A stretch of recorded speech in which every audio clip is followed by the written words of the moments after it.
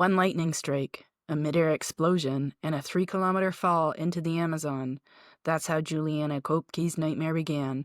From bug-infested wounds to crocodile-filled rivers, I'll walk you through how she survived 9 brutal days in the jungle when no one else made it out alive. Welcome to Dead or Survive.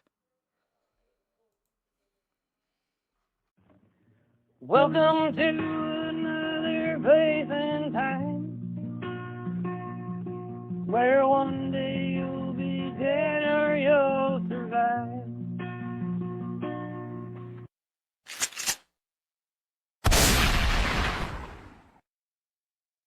Hello, everybody. I'm Rob Riches. And I'm Cheryl Riches. And this is our podcast. Dead or Survive. Just like we practiced. We're getting good at that. That's about the only part we're getting good at. It's something. From here on out, guys, it just goes downhill. That's all we're good at. We practice those 3 little things. So if you're just joining us for the first time, why did you skip to number 6? Yeah, the other ones were like really good too. Except for, maybe number 2 and 1. Skip those 2. Start at number 3. That's when we got our shit together. So if you're just joining us, our podcast is about yin and yang. So what we do is my wife, the ever optimistic, does a survival story. Some people that live through some pretty serious stuff. And then I come back with the Darwin Awards. I'm actually going to dedicate my section, my last 4 paragraphs, to Jeff Robillard. Oh boy. Yeah, so that's right. Hear this. Jeff has been listening to us. He's sharing it with everybody on his Facebook page, I'm sure. If you're listening this in the morning on the way to work, Jeffrey. Been threatening. I'm sure he's done that. Everyone. However, he inspired my Darwin Award story. So, Jeff, when we get there, I hope it's about him. It's not about him. Darwin, he's not dead. Why would you want Jeff dead? That's true. Oh my God, Jeff! She wants you dead. Apparently, I don't want you dead. I was like a near miss, maybe. I don't know. Then it wouldn't be a Darwin Award. Thinking. There's a surprise. How much of that bottle of wine's left? Half a bottle. This might get a little sloppy too, by the way, guys. If you don't know, we are factory workers. We are on switchover, and it's been a long day. We've been out all weekend helping friends, one of which we like, one that we don't. But hey. I like them both. Well, one's really nice. The other one's meh. Anyways, they know who they are. So it's switch over. It's like 12:30, 1 o'clock, because we were running around helping out other friends, doing our normal stuff. And then we went, we have a podcast to do, so we should probably get that up and loaded. So please stick with us. My wife is going to be horrible. She's a bottle and a half in. I think I'm getting a little better. A little bit. A little better. If you compare like episode 1 to episode 5, there's improvement.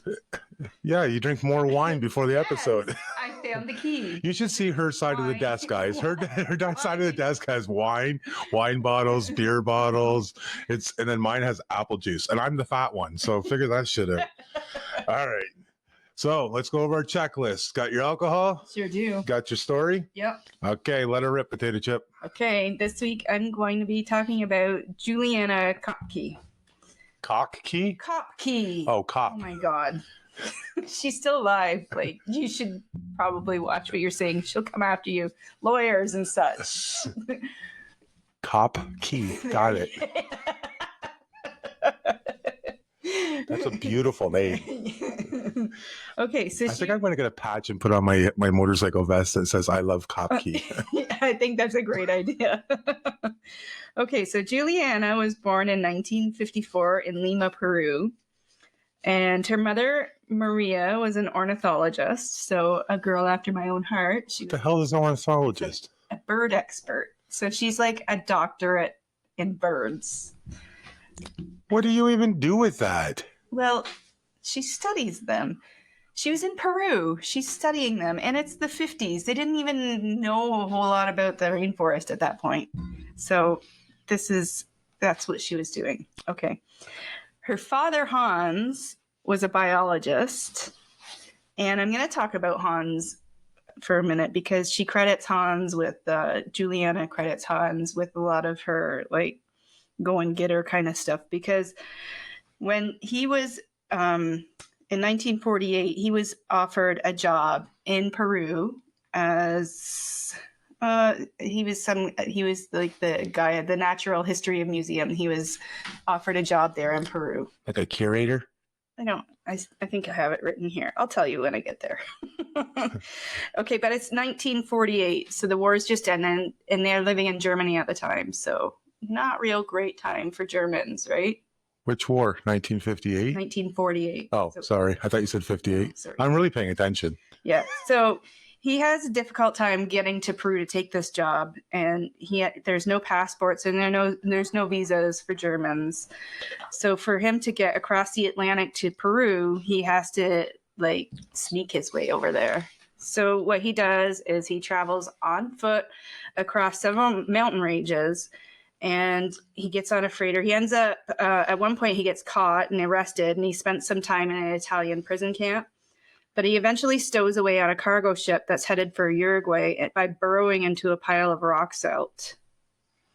Yeah, that can't be fun, right? Sitting in rock salt. I don't think that's a short trip either. Well, no, you're crossing an ocean. Right. So anyways, when he finally... And I'm sure the ships back there weren't real fast. No. Probably a few weeks. I'm thinking it was probably like really terrible. But that's how badly he wanted out of Germany, I suppose. So when he finally reaches the museum 2 years later, surprise, the position's already filled. What? They didn't hold it for him? But they did end up hiring him on, and he managed the ichthyology department. The what? Yeah, I had to look it up. Ichthyology, if I'm saying that right. I hope I am. Again, like I say shit wrong all the time. So anyways, it's like specializing in fish. So he's studying in fish. He's a biologist of fish. Okay. Yeah. Why can't they just say a fish doctor? Right. Okay. He's a fish doctor. Carry on. We have a fish doctor and a bird doctor. Right. Yeah. Good. We're really rounded. We have the sea and the sky. So he sends for Maria. Oh, that was poetic. Look at you.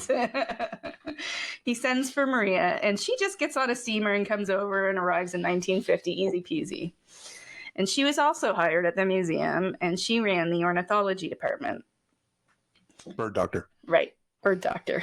So when she was 14, her parents moved to establish a research station in the middle of the Amazon rainforest called Panguana.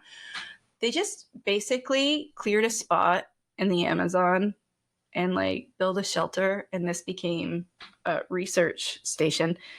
Right now, today, it's like renowned, but back in the day when 14-year-old Juliana was moving in there, it was just this like beautiful piece of land with flowers and wildlife and everything around her, and she was kind of living my dream, I think. This is starting to sound like the opening to Tarzan. It actually, yeah, that sounds about right. So while she's there, she's learning all about the jungles and the dangers and how to remain safe. And her parents were homeschooling her, and they've got their doctorates. So it's not like they know what they're talking about. It's not like they're dumb, right? So, but the educational authorities didn't approve. I think like whatever she was learning there in the middle of the jungle surrounded by scientists was probably much more valuable than anything she would have learned in a traditional school. But nonetheless, her parents shipped her back to Lima to finish her schooling and take her exams. So at 17 years old, she graduates right before Christmas in 1971, and her mother comes to collect her and bring her back to Panguana. And they had a flight scheduled on December 20th, but Juliana begged her mother to stay so she could go to her graduation ceremony and her prom on December 23rd. Like, what 17-year-old girl doesn't want to do that, right? Yes, I guess. I'm not a 17-year-old girl, but I did enjoy prom. So she begs and pleads with her mom, and her mom finally agrees and cancels their flight that they had booked for the 20th. But the only flight that they had left to get back home before Christmas to be with their father was on December 24th with a company called Lanza. Okay. Okay, if that airplane crashes, I hope they're out of business, because otherwise we're getting sued. We might get sued. Oh, shit. If anybody's ever listening to ramblings of an idiot, my son brings up names of things all the time. So anyways, an airline. No, Lanza. They need to own this shit. They're known for their poor safety record. In fact, they'd already lost 2 planes in crashes. And Hans had warned Maria, don't book a flight with that company. But Maria thought, we'll be fine. What's the chances that we won't be fine, right? What would you think that I'm not going to book a flight with this company because they might crash? Yes. Yes. If they had 2 planes that crashed, yes, I'm not booked. You've met me, right? You've crashed 1 car. I don't let you drive anymore. You think I'm going to get into an airplane? Yeah, well, they did. So on Christmas Eve, they get on to the 86 passenger plane. So it's just a little plane on a flight that's less than an hour. Those are worse. Yeah, they are worse. But it's only about it's less than an hour. The flight's less than an hour, but it's only about 25 minutes in when they fly into this like huge thunderstorm. Interesting story. My wife went to college to be an airplane pilot. Yeah, to be a pilot, an airplane pilot. Airplane. I guess you could have been a helicopter. I wasn't a helicopter. Yeah, whatever. And she almost took out a sign, like a McDonald's sign. It was fun. Flying with her airplane. So when I say I know a little bit about small planes, I know a little bit about small I planes. think it was as close as I felt it was, but I know that the instructor was like, I have control, and took it over. So that was that. You should never be so close to a sign that the instructor says I'm taking over. I don't care. Anyways. Okay. Back to your story. Yeah, Juliana. I got into a plane with someone that's flying pretty much like you used to. Carry on. Okay. The crew sees that there's a storm ahead, but because they're under pressure, it's the holidays, they have a deadline that they have to follow, they decide they're going to just fly right through that. They probably all wanted to get home to their family and friends for the holidays too, right? So they fly through the storm. But it's bad. It's probably worse than they expected to be. And the plane's shaking and the overhead bins popped open and luggage and Christmas presents and probably fruitcakes go flying everywhere. And Juliana was sitting at the window seat at the back of the plane. What have I told you about the back of the plane? Always sit there. Always sit behind the wing, because if you're going to crash, you are more likely to live if you're at the back of the plane than at the front. How come then every time we go on a flight, you book me at the front and then you go sit in the back? I'm just putting this all together. That's not true. So anyways, she's watching out the window when she sees a lightning bolt strike the plane's wing, and people are screaming and crying. And her mother looks at Juliana and she says very evenly, "Now it's all over." And these are the last words she ever hears from her mother. It's very sad. She can't talk again after this? No. Oh. This is Tarzan. Yeah. Her mother is thrown from her seat and Juliana is belted into her bench, and she is sucked out of the plane because the plane has broken into 2 midair. They say that this is the most deadly lightning strike known to a plane to this day. So she is 10,000 feet. Okay. That's over 3 kilometers in the air, strapped to her seat. Okay, for our American friends, that's like 2 miles. And suddenly it's quiet because all she can hear is the whistling of the wind. That's the only noise. And she's above the trees. And from above the trees, she says, they look like little heads of broccoli. And it's kind of peaceful up there while she's falling. And on her descent, she loses consciousness, probably because the air pressure. I imagine. I could be the scare. I don't know. I'm making shit up. Stop making stuff up. You're supposed to be the one that researches stuff. So she wakes up the next morning underneath her bench, but everything's a blur. And she knows she must have woken up already at some point because her seatbelt's been unbuckled, but she can't remember. She has a concussion. And she looks around, and the first thought is, I've survived a plane crash. Like, wow. Woohoo! Yeah. And experts believe that the reason that she was able to survive is for a few reasons. Let me guess. Because she passed out, her body went relaxed, so it absorbed the impact properly. No, but that might be part of it. Really. It's like a drunk person, right? But that's Yes. not, that wasn't one of the reasons they said. They said, firstly, her bench was spinning on the way down. So she's the only person on this bench, and it's kind of like spinning, and it's so like a maple key falling from a tree. So it's slowing down her descent a little bit. Secondly, she's falling into the rainforest before we started chopping them all down, probably. And she hits a lot of canopy and the branches on her way. So that slows her down a little bit. And then lastly, she lands in an area that's very lush or like squishy. And that would have taken some of the impact. So she survives a 3-kilometer fall. Did you know that when you're descending out of something that your body mass actually gets heavier and heavier as you fall? So if you fall from 10,000 feet, Right. and you're falling, by the time you hit the ground, your brain would almost weigh an equivalent of 10 tons. No. And that's why when you hit the ground, your blood cells and everything like that explode because your body mass gets so much bigger as you're going down and hitting the ground. Wow, that's friggin' crazy. Yeah. Did you know that you could drop a squirrel from outer space? You could drop a squirrel as I far know. up as you could, and it would live because squirrels can survive terminal velocity. Yes. That's because they're built that way. We on the other can't. And I don't think if you dropped one from space, it would last. It would fry. It would probably starve to death on its way down. I don't know. Yeah. Or burn up in the atmosphere or something like that. But yes, I know. And from the top of the tree, Right, yes, whatever. I get it. Anyways, a squirrel will live. They can also So- do extremely quick math in their head. Right. But aren't you more impressed about the other stuff I know? I'm very impressed by that. And is that because of your Darwin story? Did you know that?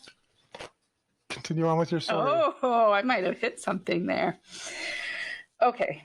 So she takes stock of her body for injuries and discovers that her collarbone is badly broken. So she can feel like it's overlapping itself under her skin. It's not punctured through her skin, but she can feel that it's definitely broken. And she has a large gash on her arm and on her leg, and her right eye is swollen shut and she can't see out of it. But to make matters worse, she's nearsighted and she's lost her glasses on the crash. So the eye that she can see out of, she can't see very well. She's only wearing a mini dress. Like, it was popular back then, right? And she's lost one of her sandals. So she has one sandal and a mini dress, and she's wearing a watch that at this point is still working. It does crap out on her at some point, but right now it's still working. So she knows that it's 9 a.m. Christmas Day. She's been blacked out for an entire afternoon and night. And the first thing that she does is start calling for her mom, which is heartbreaking because she figures that since they were sitting close together on a plane, they were probably landing fairly close to each other. But she can't find her mom. She can't find anybody. She's there alone. She's there with her bench and her, and that's it. In the middle of the Amazon rainforest, and it's rainy season in the rainforest, so she's soaked to the bone and she's covered in mud because it's been raining on her for the entire time that she's been blacked out. But she stops and she listens, and she is the child of biologists, and she recognizes all the sounds of the wildlife around her, and she figures that she must be in the same area as Panguana. In fact, she was only 30 miles away. And she's maybe other people, I would probably be a little bit scared if I landed in the middle of the Amazon and you don't know what's all around her. Do you think? Yeah. Maybe? Did you just say maybe people would be? I think I would just be checking my pants to see if it was actually mud. Right. But she knows her Like surroundings because... Gorillas? no, not gorillas in the Amazon, honey. What? The- Monkeys? Something. Monkeys. Yeah, monkeys. Well, something that can eat you. I thought gorillas were in the Amazon. No, where are they? I don't know. They're not in the Amazon. They're like over the ocean somewhere over there. There's no gorillas down that way? Now I have to Google it. Well, now I'm Googling something while you're reading. I'm out. No, gorillas are like, I don't know. Don't worry about it. Tell your story. I'm on it. Okay. So she's not scared of her surroundings. She knows them. But what she did feel was a boundless sense of abandonment. And she starts looking for survivors. And on the fourth day, she recognizes the sound of a king vulture. See all the good things that being a birder can do for you. And she knows that these birds land where there's lots of carrion. And she figures that they must have found bodies from the crash. So she follows their call and finds a bench with 3 people attached. The bench landed head first. Oh, you've got the answer. No, sorry. The bench landed head first and the victims were lodged so deeply into the ground that all she could see was their feet. And she saw that 2 of the victims were men and one's a woman, and she is completely terrified at this point that the woman is her mother. So she grabs a stick and she starts poking at the woman's feet until the shoe comes off, and then she can see that the woman's toenails are painted, and her mother would never have painted her toenails, so she knows it's not her. Okay, so her father had taught her when she was younger that if she ever got lost in the wilderness, to look for water, because a small stream would lead to a bigger, and it'd eventually lead you to civilization, because civilization always congregates around waterways, right? Do you know what else waterway brings? What's that? Animals. And do you know what animals are not in Peru? Gorillas. Correct. But I have to read this one. Okay. So you know what the number one wildlife in Peru is? Andean cock of the rock. What the fuck is that? I don't know, but I just love the name of it. It got to be a bird, right? I don't know. It's A-N-D. It's spelled like A-N-D-E-A-N. So Andin or Andine. And it's called Andean cock of the rock, Andean condor. Oh, that's a bird. That's a vulture. Yeah, I got the condor part. Yeah. Jaguar, Humboldt penguin, Amazon river dolphins. Oh, they come in later. And llamas and alpacas. Don't tell me what's coming in later. Well, they don't really. You'll see. Does she stand on top of them, ride them in like Aquaman? No, but that would be cool. Okay. Anyways, no gorillas. I apologize. You are correct. Civilization. But they have the cock of the rock. Civilization leading you to water, blah, blah, blah. Okay, the lesson would very likely save her life. She found a trickle of water that she followed to a bigger stream and then that finally led her to the Amazon River. And while she was walking, she'd pick up her one sandal and she'd throw it ahead of her, then walk to it and pick it up and do it all over again. Every single step she took, she was throwing her sandal ahead of her. Do you know why? To see if there's any snakes or rats or anything in the ground, because they would grab it. Snakes, for sure. Not to grab it, to scare them. Poisonous snakes camouflage themselves on the jungle floor, and had she stepped on one, it would be deadly. So at the crash site, before she left, Juliana was able to find a bag of candy. Because it was the rainy season in the jungle, there's no fruit growing to eat. She had no way of hunting or fishing, and she had no knife to cut away at vegetation. And even if she could, the vegetation, she wasn't sure what would be poisonous and what wouldn't. There's lots of poisonous stuff in the Amazon. I'm sure you know that. So she ate a couple of candies every day, and that was her only source of food. She could hear search and rescue planes flying overhead, trying to find the plane crash, obviously, but she looked up into the sky and she couldn't see them because the canopy was so thick. So vice versa, they obviously couldn't see her on the forest floor. Maybe she should have had your friend Leah there to build a fire full of smoke. Lots of smoke. But she couldn't even, that was the problem. She couldn't even start a fire because everything was wet. And and if Leah can't start a fire when it's dry, she's never going to get it when it's wet. Eventually, the plane stopped searching and crushed Juliana's spirit a little bit. The entire time that she spent in the rainforest, she was tormented by rain and bugs, especially mosquitoes. They wouldn't even let her sleep at night. She couldn't sleep. She'd get little bits of fitful sleep. Oh, does she get malaria? No. Oh. No, not that I know of. But the bugs were relentlessly biting at her. She constantly had flies clinging to her face, and flies laid eggs in the wound in her arm. So she saw the fly eggs and she tried to squeeze them out, but she couldn't get rid of them. So you know what happens with fly eggs? Yeah, you get maggots. Why is every one of your stories got maggots in human bodies? She eventually had maggots burrowing into her skin, and it caused her tremendous pain. They were eating her flesh. She was worried that she was going to lose her arm. And when she finally did get to the river, she spent most of her time in the river. She knew that there were crocodiles in the river, but they didn't scare her because she was raised there. And she knew that crocodiles rarely go after a human. But she'd stick to the middle of the river, so she'd often be swimming, because she knew that stingrays were much more dangerous because they stay near the edges where it's shallower. But if you actually accidentally stand on one, you'd be speared by the barb on its tail. Steve Irwin, right? Yes, crocodile hunter. Yeah, that's another sad story. Yes, it is. So she spent days wading or swimming in the river, and she'd often come across trees blocking the way, and she'd have to use all of her energy to pull herself up and over them. And it was disheartening because she figured if the river was used by people often, the trees wouldn't be there. So she's not even sure that she's in the right direction because there's so many trees blocking the way. And she's so hungry, right? She's starving. So at one point she sees some frogs that she decides she's going to try to catch and eat, but she doesn't have enough energy to catch them. She's not fast enough. And it's a good thing because Poisonous. she later discovers that those frogs were poisonous and they would have killed her. Everything in the jungle wants to eat you. Yes. So on her ninth day after her 3-kilometer crash, I still can't get over that.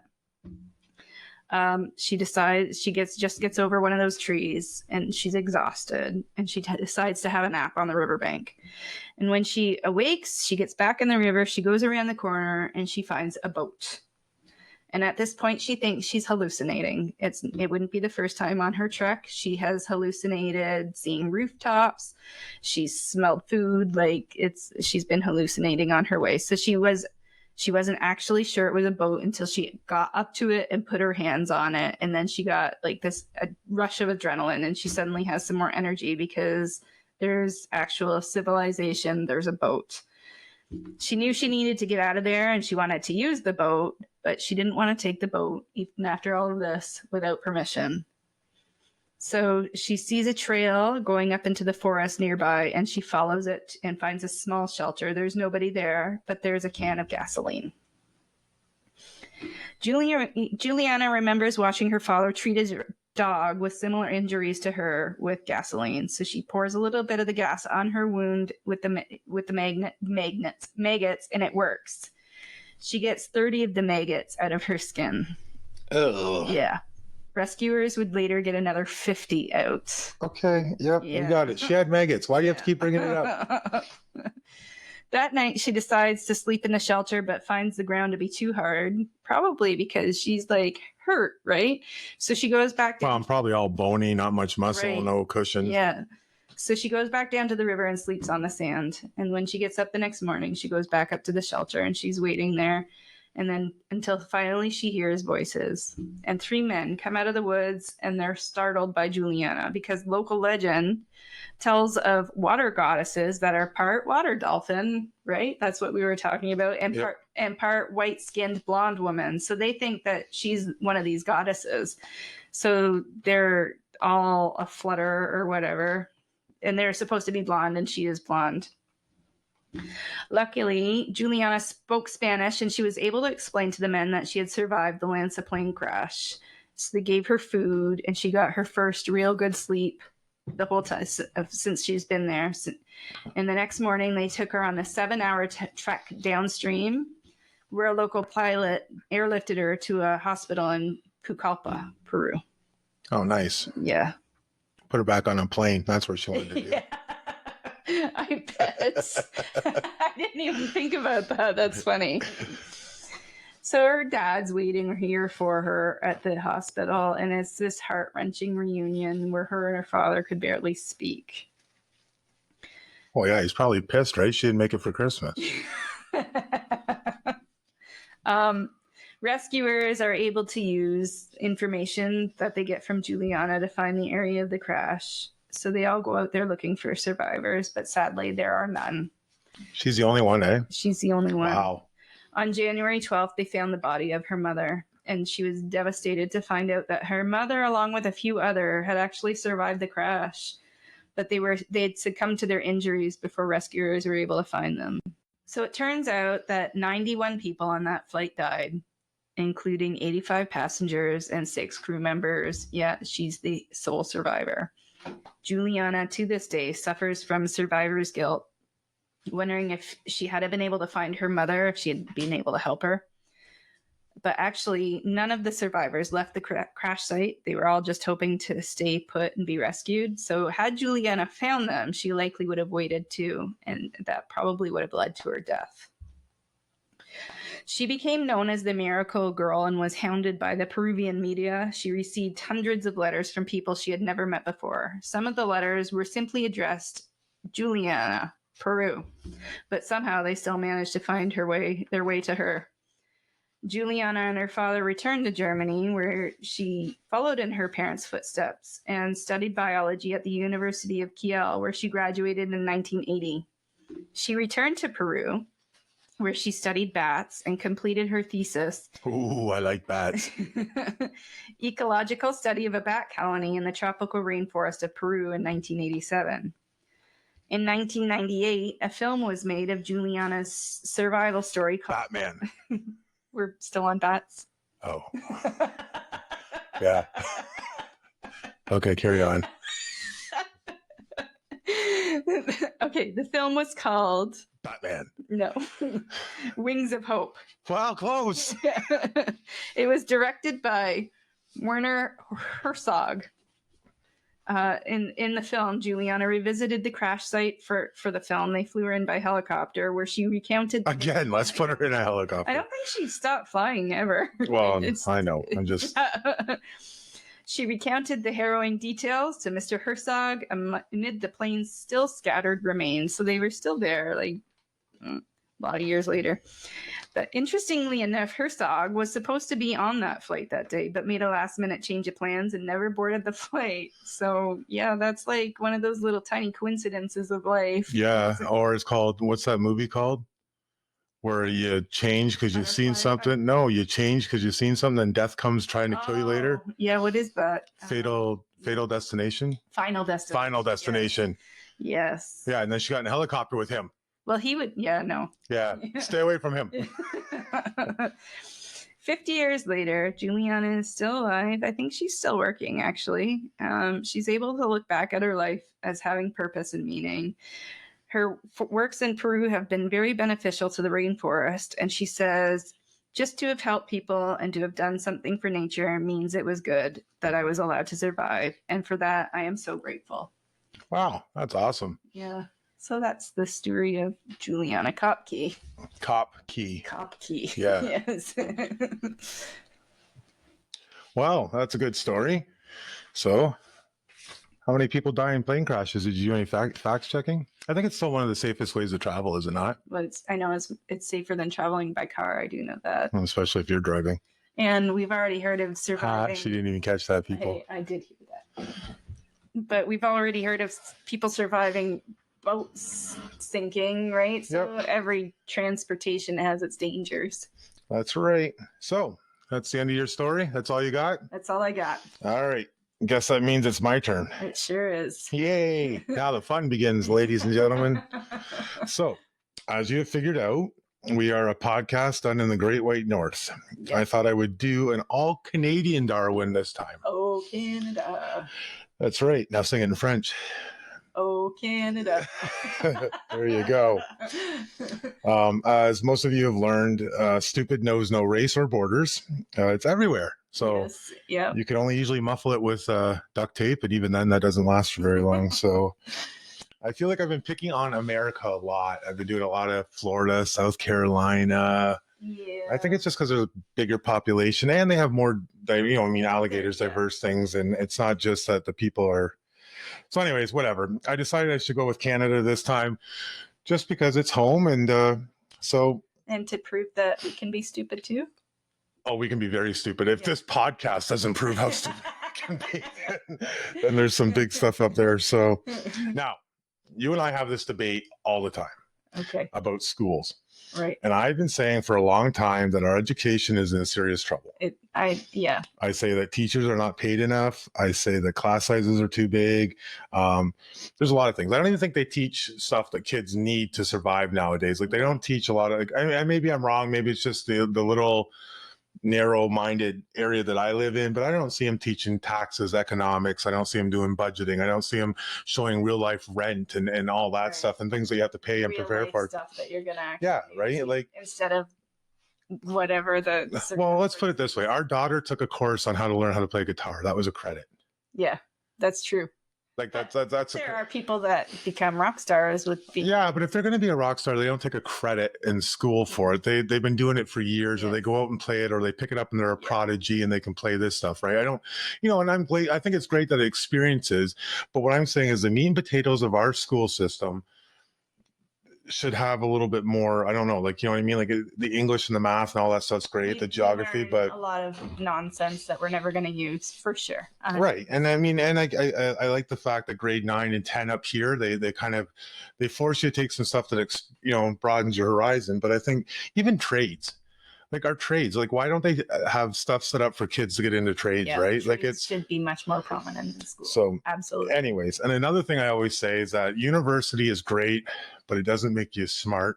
A lot of times you have to go to university and then you got to go back to college anyways. I think university is a great theory. Right. But you have to go on there. And just because you can read and take that and dictate it back onto a paper does not make you smart. It makes you book smart. True. There are many different ways of learning. Right. And I'm about to prove to you book smart. Okay. I want to hear. So after my little rant on all of that, you guys can email us at Dead or Survive podcast at Gmail. If you'd like to argue against me or just put in your 2 cents, it's up and running. Okay. So Johnny was having a few friends over from university at his apartment. Okay. They were having a great time. They're partying and all that stuff. And somewhere, kids being kids, they decided they were going to have this silly little game of who can spit farther. Okay.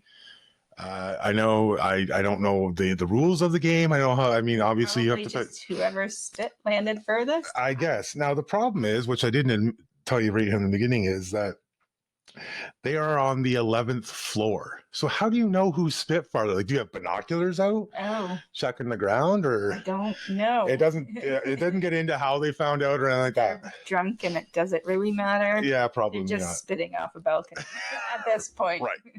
So anyways, Johnny's 2 friends go first. Now Johnny, somewhere in his little mind, says, I'm an engineering student at university, so I have to beat these guys because I should know how to engineer and make things go further and better at math and all this stuff.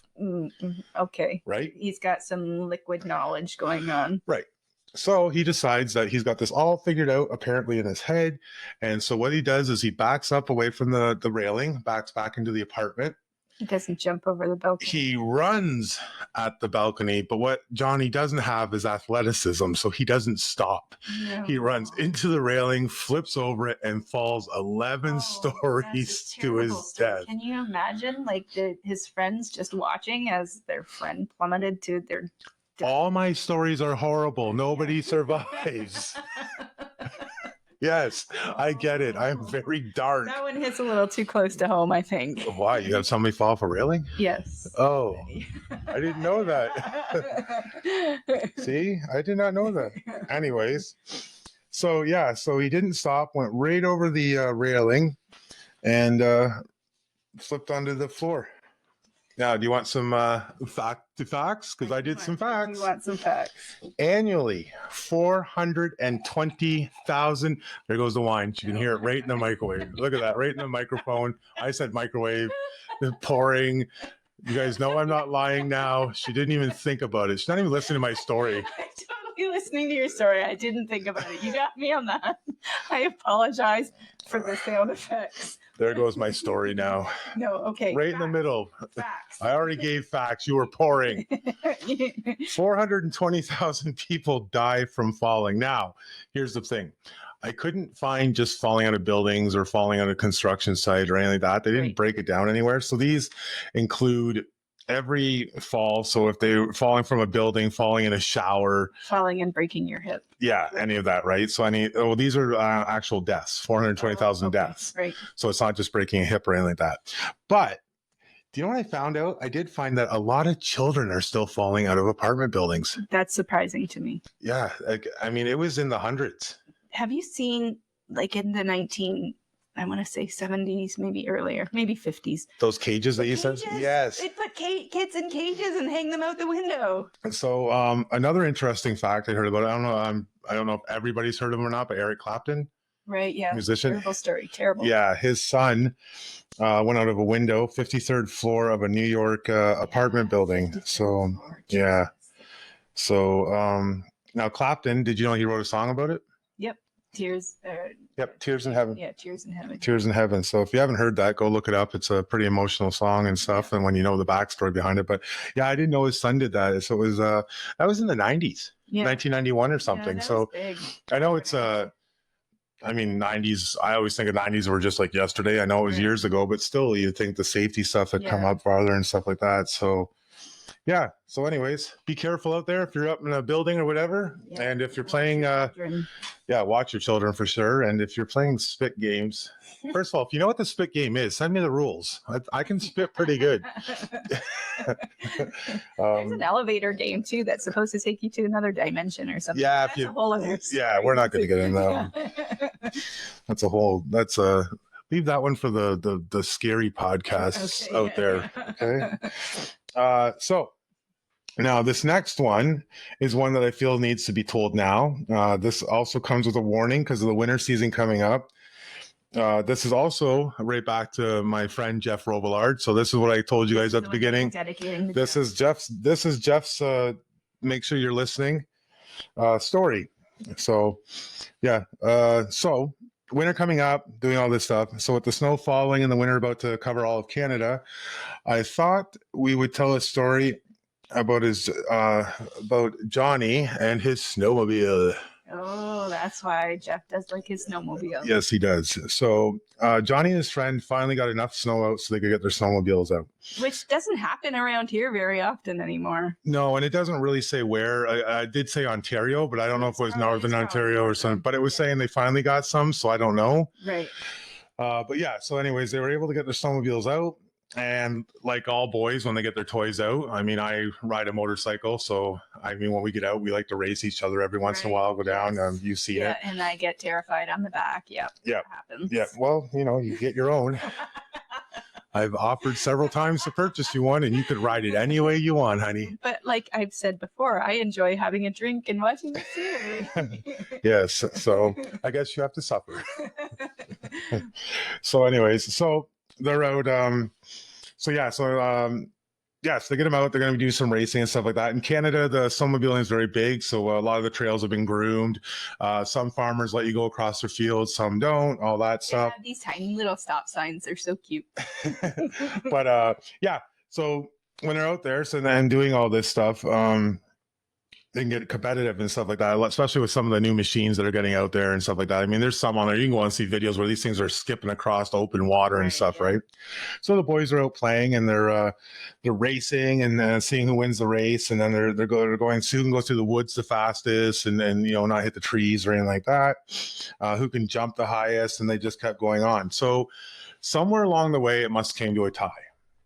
Okay. So they've decided now what they're going to do is play chicken. Oh, no. If you haven't played chicken before, there's a really good scene in Footloose. If you haven't played chicken before, you're likely a woman. Okay, you know what? That's very interesting, and it comes up at the end of my story, and you're going to love it. Anyways, Footloose has got a really famous one on there where they're doing the tractors. They come at each other. Right. Kevin Bacon can't get off. So that's basically what it is. You run the machines at each other. First one to swerve is the chicken. The other one wins. So they line their snowmobiles up and they take off, and neither one of them swerved. They both died. So I mean, at the end of it, they both won a Darwin Award. They totally won. They both won gold. Yep, they both won gold. They can stand on the podium together.